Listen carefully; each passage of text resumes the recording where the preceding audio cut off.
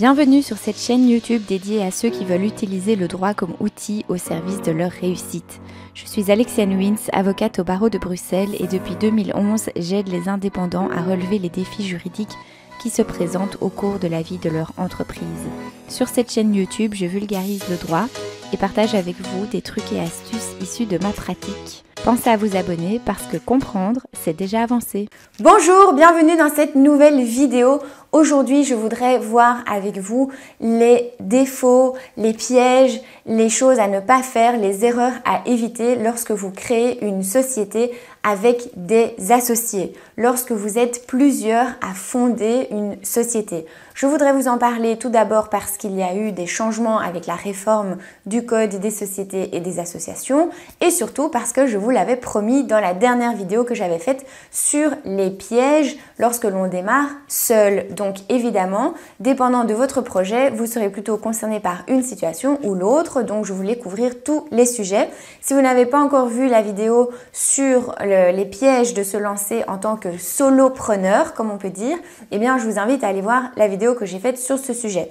Ici, dans cette vidéo, je voudrais vraiment traiter des pièges lorsque vous vous associez et j'avais décidé de faire ça en une vidéo. Mais finalement, en préparant cette vidéo, je me suis rendu compte que le sujet était vraiment beaucoup plus vaste et que j'avais vraiment beaucoup de choses à partager avec vous sur cette réalité. Parce que en pratique, ce qu'il se passe, c'est que beaucoup de personnes se lancent comme ça dans l'entrepreneuriat, se disent ben voilà, moi j'ai telle compétence, telle personne que je connais a telle autre compétence complémentaire, allez banco, je lui propose qu'on s'associe, on crée la boîte, on démarre et puis quelques temps après, parfois ça capote totalement, mais ça peut prendre aussi des proportions énormes avec d'énormes pertes financières pour la société, avec une guerre entre associés, avec une société dont les activités sont mises à mal de par cette mésentente entre les associés.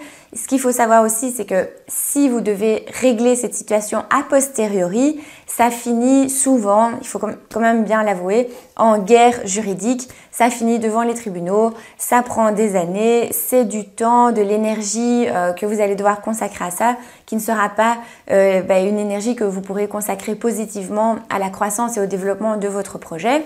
Et comme vous le savez, moi dans mes vidéos, le but c'est de vous, quelque part, de vous éveiller à toutes ces erreurs, à tous ces pièges, aussi vous partager un peu ma pratique et essayer de vous proposer des solutions pour que vous puissiez anticiper ces situations et finalement créer votre société de manière super cool, de manière aussi très claire, en ayant bien compris les enjeux, en ayant compris aussi le cadre légal et un peu les ficelles de ce type d'entreprise et ce type de projet.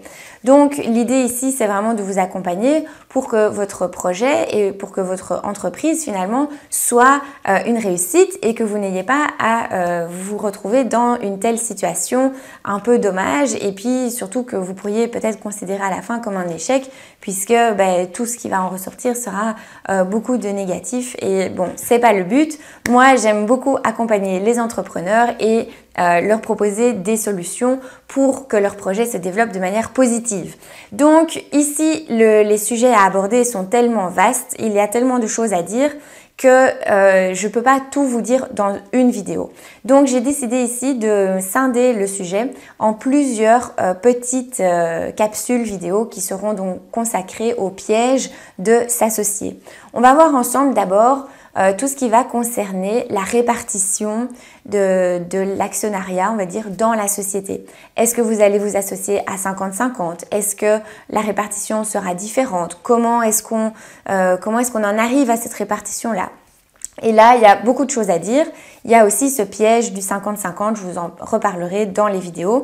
D'ailleurs, à ce propos, je voudrais vous mentionner le guide Startup qui a été publié par le Trends Tendance. Dans ce guide des startups, il y a vraiment plein d'infos. Et il y a notamment un article que j'ai écrit, voilà, sur réussir sa levée de fonds commence bien avant celle-ci. Et je suis convaincue de ça. Le premier piège que j'avais mis en avant, c'était justement ce piège du 50-50. Je vous en dirai plus dans les prochaines vidéos. Simplement pour vous dire que si vous voulez faire grandir votre société, si vous avez de grandes ambitions, eh bien, il faut prendre un bon départ. ça démarre dès la création de votre société, dès la mise en place de votre relation aussi avec vos associés. Et ça, c'est vraiment primordial. Il faut voilà, vous donner toutes les chances de réussir et ça passe par justement tous les sujets que je voudrais aborder. Donc le premier sujet, ça sera justement cette répartition du capital, qui apporte quoi dans la société, comment est-ce que les actions sont réparties en fonction de ces apports. On verra le côté un peu voilà, un peu théorique, mais on verra aussi des exemples concrets. Donc ça, ce sera la première vidéo sur la répartition du capital et de l'actionnariat. Aujourd'hui, dans la SRL, voilà, alors toutes les vidéos que je ferai, ce seront des vidéos qui seront consacrées à la SRL, donc la nouvelle SPRL si vous voulez, simplement parce que ça va devenir la forme de société la plus naturelle, on va dire. Lorsque quelqu'un voudra créer une société, ce sera cette forme-là qui sera la plus privilégiée. Il y a évidemment plein d'atouts à cette société, mais donc tout ce que j'expliquerai, ben, ce sera vraiment consacré à cette forme de société. Si vous voulez en savoir plus sur d'autres formes de société, eh bien, vous pouvez me laisser vos questions en commentaire, je pourrai en parler pendant le prochain live. Enfin voilà, il y aura aussi de la place pour les autres formes de société. Simplement, dans les vidéos, comme ça doit rester assez général, eh bien, il faut que ça parle au plus grand nombre. Et la plupart des sociétés en Belgique, ce sont quand même des SPRL et à l'avenir, ce sera encore plus de SRL. Donc, on va se focuser là-dessus. Ça, ce sera le premier sujet. Le deuxième sujet, j'ai ma petite feuille, hein, parce que voilà, il faut quand même un peu structurer cette thématique tellement il y a de choses à dire. La deuxième chose que je voudrais voir avec vous, c'est justement le fonctionnement de l'Assemblée générale. Et vous allez voir que la répartition de vos actions et la répartition de l'impact de chacun dans la société va avoir des conséquences sur l'Assemblée générale. Parce que le principe, c'est une action donne une voix à l'Assemblée générale. Maintenant, il y a moyen de modéliser tout ça. C'est ce que je voudrais vous expliquer pour justement arriver à des situations où vous n'êtes pas bloqué lors de la prise de décision en Assemblée générale, puisque voilà, s'il y a une répartition, on va dire, purement égalitaire, comment trancher les décisions qui doivent être tranchées et pour faire avancer la société. Donc ça, ce sera une deuxième vidéo sur donc l'Assemblée générale et comment organiser tout ça, comment ça fonctionne. Troisième vidéo, ce sera au niveau de la gestion. Et c'est de là que plein de problèmes commencent. C'est quand il y a plusieurs gérants, qu'on appelle aussi maintenant administrateurs. Donc quand il y a plusieurs administrateurs qui ont plein pouvoir de prendre des décisions sur la gestion de la société, eh bien ça peut créer des problèmes. Ça veut dire aussi que les gérants ont tous accès par exemple au compte en banque de la société. Que se passe-t-il si un jour un des deux gérants vide le compte en banque et part avec tout l'argent de la société? Vous allez me dire oui, mais ça c'est un cas extrême. Peut-être, mais en tant qu'avocat, ce sont les cas extrêmes qui arrivent chez nous, évidemment. Et lorsque cette situation se présente, ça pose d'énormes problèmes. Et pourtant, quelque part, je ne vais pas dire c'est trop tard. Il y a toujours des choses qu'on peut faire, évidemment. Il y a des responsabilités, il y a des sanctions, il y a des choses qu'on peut réclamer. Mais dans le présent, au moment T où ça se passe et que le compte de la société se retrouve vidé par un des associés, qui est aussi gérant administrateur, eh bien ça pose de gros soucis sur le moment même. Tout ça, on va essayer de voir aussi ce qu'on peut faire en amont pour éviter ce genre de situation, pour ne pas que vous vous retrouviez un jour avec cette situation-là à devoir gérer. Donc ça, c'est un gros point également. Comment organiser la gestion de l'entreprise? Comment avoir des bonnes pratiques?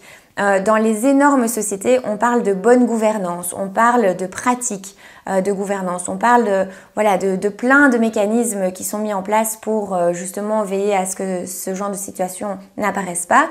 Je pense qu'on peut mettre en place énormément de choses aussi dans des toutes petites sociétés où il y a, à partir de 2 personnes qui sont en charge de la gestion, il y a des choses à faire pour organiser tout ça de façon harmonieuse et sereine. Alors après, oui, peut-être que je devrais commencer par ça, mais j'ai décidé de faire quand même une vidéo après sur pourquoi il faut vraiment anticiper toutes ces choses-là. Et là, je voudrais vraiment qu'on voit ensemble plus en détail l'impact et les conséquences que ces risques vont pouvoir vous amener au cas où vous vous retrouvez dans ces situations. Je viens déjà d'un petit peu en parler, mais que se passe-t-il si un jour le compte de la société est vidé par un des associés? Bon, ça va pas le faire évidemment. Mais je voudrais dans cette vidéo-là vous parler plus en détail des procédures que l'on peut mettre en place lorsque ça se présente. Vous montrer aussi un peu le timing de ces procédures, les enjeux qu'il peut y avoir et aussi vous montrer que finalement tout ça prend énormément de temps à réparer comme situation lorsque le mal est fait, alors qu'il y a énormément de choses que l'on peut mettre en place pour éviter, pour anticiper ce genre de situation. Et ça, ce sera justement le sujet de la dernière vidéo. Quelles sont les solutions concrètes, quelles sont les pistes que l'on peut emprunter pour éviter ce genre de situation. Typiquement, la piste numéro 1, et c'est celle, j'espère en tout cas que vous êtes un peu au courant, c'est de faire un pacte d'associés. Mais ce n'est pas la réponse à tout. Un pacte d'associés, pour qu'il soit vraiment efficace, il faut que les associés puissent le comprendre et que tout ce qui est contenu dans ce pacte soit la réelle intention des parties. Mais pour ça, ça nécessite de comprendre les enjeux en amont et c'est pour ça aussi que je vous en parlerai dans la dernière vidéo en espérant que vous aurez compris tous les concepts en amont pour pouvoir prendre les bonnes décisions et pour pouvoir inclure dans votre pacte d'associés les meilleures clauses qui correspondent le plus à votre situation et aussi les mécanismes qui vous intéressent et qui sont adaptés à votre entreprise, à la taille aussi de votre entreprise et peut-être aussi, même avant le pacte d'associés, de prendre les bonnes décisions lorsque vous allez fonder, lorsque vous allez vraiment constituer votre société, ce que vous allez mettre dans les statuts, il peut aussi y avoir un impact. Enfin voilà, il y a vraiment plein de choses avec lesquelles on peut jouer et voilà, de ma pratique, de l'expérience que j'ai jusqu'à présent, il me semble quand même que c'est souvent minimisé. Je le répète aussi très souvent, le pacte c'est une bonne chose, comprendre les enjeux juridiques c'est une autre chose et c'est essentiel si vous voulez mettre toutes les chances de votre côté pour réussir. Voilà, donc ça c'est un petit peu le programme pour les prochaines vidéos. J'ai mis assez longtemps à me décider sur cette structure-là parce que je voulais tout vous dire en une vidéo, mais c'est pas en 10 minutes que je vais pouvoir vraiment vous parler de tout ça. Ça vaut la peine de se prendre vraiment le temps de dire un peu les choses et de mettre tout ça en place. J'espère aussi que ce sera une série de vidéos que je pourrai aussi du coup présenter à mes clients lorsqu'ils me contactent pour ce type de questions. J'espère aussi pouvoir donc les rediriger vers ça et que ça devienne un outil pour mes clients et pour vous également lorsque vous préparez votre projet d'entreprise. Encore une fois, c'est toujours le but de ces vidéos. C'est des questions pour lesquelles je sais que les entrepreneurs, les personnes qui veulent créer leur société ne vont pas aller consulter un avocat, demander un avis à rallonge sur comment faire pour créer sa société. Souvent, ce qu'on va faire, c'est je sais que je veux créer une SRL, je prends les statuts types, je signe chez le notaire et voilà, c'est parti, ma boîte est créée. Simplement, il y a plein d'outils que vous pouvez utiliser pour vous protéger, pour faire ça de façon un peu plus optimale et pour prendre au final moins de risques. C'est aussi un sujet, je pense, pourquoi il n'y a pas beaucoup d'infos sur tout ça, c'est peut-être aussi parce qu'on part du principe que quelqu'un qui crée une boîte, il sait comment ça fonctionne et on a ce présupposé de connaissances et finalement personne n'en parle. Ou alors on se dit, on fait au minimum et puis le jour où il y a un problème, on réagira à ce moment-là. Ça, vous le savez, si vous êtes déjà abonné à cette chaîne YouTube, c'est pas du tout mon optique. Je mets des gros warnings par rapport à ça. Ça peut vous coûter très cher, ça peut prendre énormément de temps et ça peut vous déconcentrer de vos projets qui vous tiennent à cœur, de vos projets principaux. Donc ici, mon optique, c'est que le droit vienne en support de votre réussite et en tout cas, comme outil qui va vous permettre de mettre toutes les chances de votre côté pour y arriver.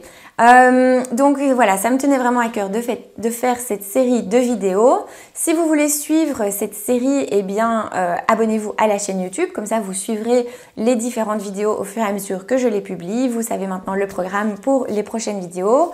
Et puis partagez aussi autour de vous, il y a peut-être des gens dans votre entourage qui sont en train justement de créer leur société, qui sont en discussion avec leurs futurs associés.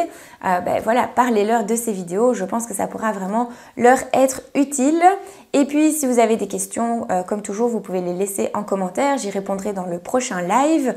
Et puis moi je vous dis à très bientôt pour la prochaine vidéo. On attaquera donc cette série très bientôt. Voilà, à bientôt, ciao ciao.